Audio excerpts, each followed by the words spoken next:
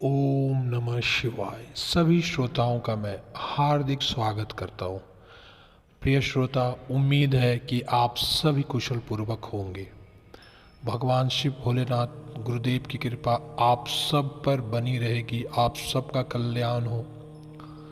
आज इस वीडियो के माध्यम से मैं आप सबके समक्ष जुड़ रहा हूँ। काफ़ी दिन हो गए मैं आप सबके समक्ष उपस्थित नहीं हो पा रहा था, क्योंकि मेरी अन्य साधनाएं जो थीं उन साधनाओं के बीच में मैं किसी तरह की गतिविधि नहीं कर पाता हूँ। इस कारण से मैं आप सबके समक्ष नहीं आ पा रहा था। अब मेरी जो साधनाएं जो मैंने संपूर्ण की, अपनी पूर्ण की, उसके बाद मैं आप सबके समक्ष उपस्थित हूँ। काफ़ी ऐसी घटनाएं घटित हुई हैं इस दौरान। बहुत सारे साधक हैं, श्रोता हैं जो सारी घटनाओं को जानना चाहते हैं। बहुत सारे मंत्र हैं जो मैं आप सबको दूंगा, जिससे आप सबका कल्याण होगा। जो भी मंत्र साधनाएं हैं मैं आप सबके समक्ष रखूंगा। आज इस वीडियो के माध्यम से मैं आप सबके समक्ष एक घटना प्रस्तुत करने जा रहा हूं, जो हाल ही में एक साधक के साथ हुई थी।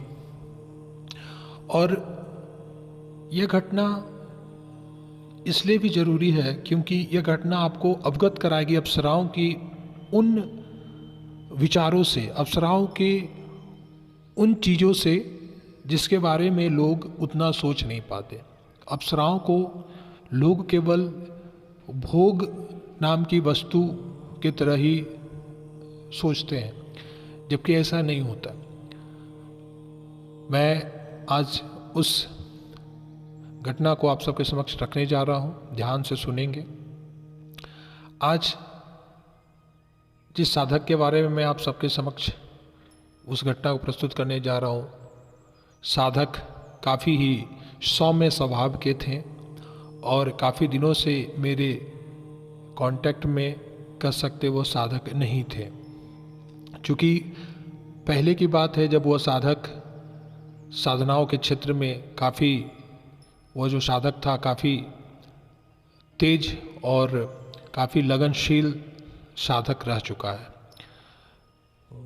परिस्थिति और समय ने साधक के विचारों को बदला और अब साधक की स्थिति काफ़ी अलग तरीके की हो चुकी है। लेकिन कहते हैं कि आपके अच्छे कर्म, आपकी साधनाएं, चाहे आप किसी भी देवी देवता की साधनाएं करें, वो हमेशा आपकी किसी न किसी तरीके से रक्षा करती हैं, करते हैं। ऐसा ही कुछ एक साधक के साथ हुआ। साधक जो है अभी कुछ समय पहले की बात है, साधक जो है अपनी जीवन में काफ़ी व्यस्त रहने वाला वो साधक है। और अभी पहले के समय पे वो काफ़ी नौकरी वगैरह, काफ़ी साधनाएं वगैरह वो साधक किया करता था। उसी समय उस साधक ने एक अप्सरा की भी साधना की थी। अप्सरा सिद्ध नहीं हो पाई थी साधक से, और ना ही उसे कुछ ज़्यादा लाभ प्राप्त हो पाया था उस अप्सरा से। हाँ, कुछ लाभ तो इतना प्राप्त हुआ था कि उसका जीवन जो था उस साधक का काफ़ी अस्त व्यस्त था। और अप्सरा की साधना के बाद उस साधक का जीवन इतना बदल गया कि वह साधक जो है एक अच्छी नौकरी और एक अच्छे जीवन के साथ वह अपना जीवन व्यतीत करने लगा। एक अच्छे जीवन साथी के साथ और अच्छे नौकरी के साथ वो अपना जीवन अच्छे से व्यतीत करने लगा। और ये सारी देन उस अप्सरा की ही कह सकते हैं, अप्सरा की ही वो कृपा थी, जो जिसका आशीर्वाद था, उस अप्सरा का आशीर्वाद था, जिस कारण से उस साधक का ऐसा सोचना था कि अप्सरा ने मुझे काफ़ी कुछ दिया है, भले ही वो मुझे सिद्ध हुई न हो। और गुरु की कृपा तो हमेशा भक्त पर बनी ही रहती है। अब अभी फ़िलहाल वह साधक जो है कोई साधना वगैरह में 2-4 साल से कह सकते हैं कि किसी तरह की साधना पूजा पाठ में वह कभी भी इंटरेस्टेड नहीं थे। एक अलग ही दुनिया में वह साधक अपनी लाइफ को व्यतीत कर रहा था। कुछ समय पहले फिर ऐसी एक घटना हुई। चूँकि अपने पर्सनल कार से वह साधक अपने ऑफिस से घर के तरफ जब आ रहा था तो इतना खतरनाक एक्सीडेंट होगा उस साधक का कि उसकी गाड़ी जो कार थी उसके पर्चे उड़ गए। एक्सीडेंट जो हुआ जब उस समय वो साधक जो था और साधक के साथ उसके 3 मित्र और थे ऑफिस के जो घर को आ रहे थे, और किसी हाईवे पर ही एक ट्रक से इतनी ज़ोरदार टक्कर हुई कि उस गाड़ी के पुर्जे उड़ गए। अब यहाँ पर आश्चर्य की बात यह हुई कि बाकी जो 3 लोग थे उन तीनों में से कोई भी बच नहीं पाए। तीनों जो व्यक्ति थे उस साधक के जो मित्र थे, तीनों घटना स्थल पर ही मारे गए, क्योंकि जो एक्सीडेंट थी वह इतनी खतरनाक थी। साधक बच गया। उस एक्सीडेंट से में जो है साधक की जान बच गई। साधक को कुछ चोटें आईं और साधक को उतना नुकसान नहीं हुआ और साधक की जान बच गई। आज बहुत सारे लोग आश्चर्य करते हैं कि इतना खतरनाक एक्सीडेंट होने के बावजूद भी यह जो व्यक्ति है इसे कुछ नहीं हुआ और बाकी जो लोग थे वो घटनास्थल पर ही उन्होंने दम तोड़ दिया। साधक ने साधनाएं भले ही 2-3 साल से छोड़ दी थी और साधक को जो भी उसने पहले जिस अप्सरा की साधना की थी उस अप्सरा की साधना उसने करना छोड़ दिया था। लेकिन उस दिन एक्सीडेंट के बाद साधक ने यह प्रतीत किया, साधक ने बताया कि उस समय ऐसा हुआ कि जैसे वो अप्सरा जिसे मैंने इतने भी दिन मैंने उसकी पूजा अर्चना की और उसके मंत्र का जप किया, लेकिन मुझे वह कभी अनुभव नहीं हुआ कि वह अप्सरा कभी प्रतीत नहीं हुई, कभी मुझे दिखी नहीं। सिद्ध होना तो बहुत दूर की बात है।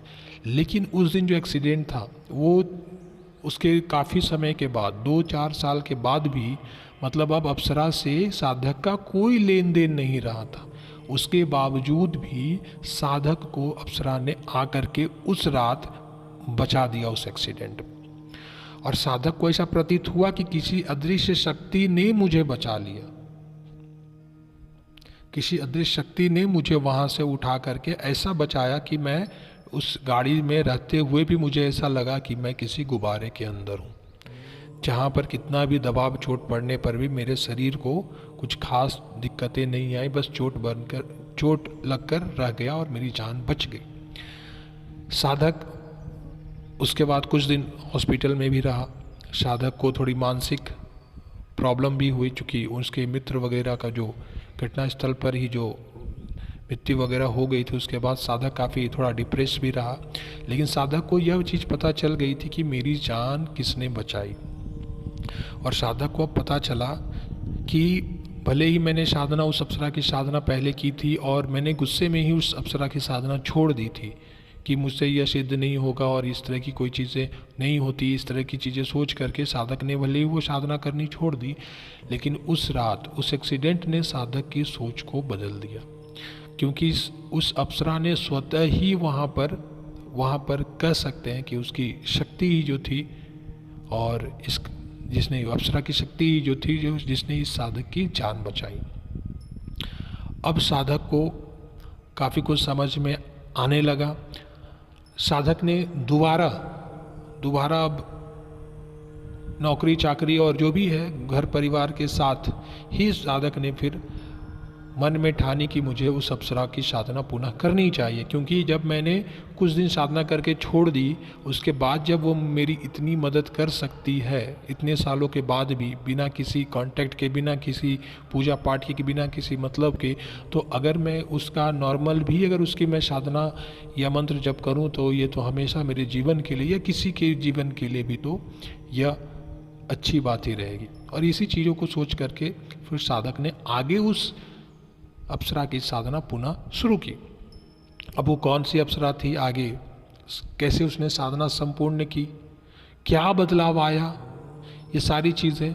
और सबसे बड़ी बात कि अब साधक जो है वो पहले उसने किस अप्सरा की साधना की थी, क्या था वो कारण जिस कारण से साधक ने इस साधना को छोड़ दिया था, और इतने सालों के बाद भी उस अप्सरा ने उस साधक की जान बचाई।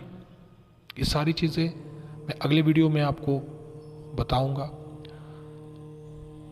फिलहाल यह बात जानने वाली बात है, क्योंकि काफ़ी सारे लोगों का यह प्रश्न भी रहता है कि क्यों हमें अप्सरा की साधना को बहुत लोग अलग तरीके से देखते हैं।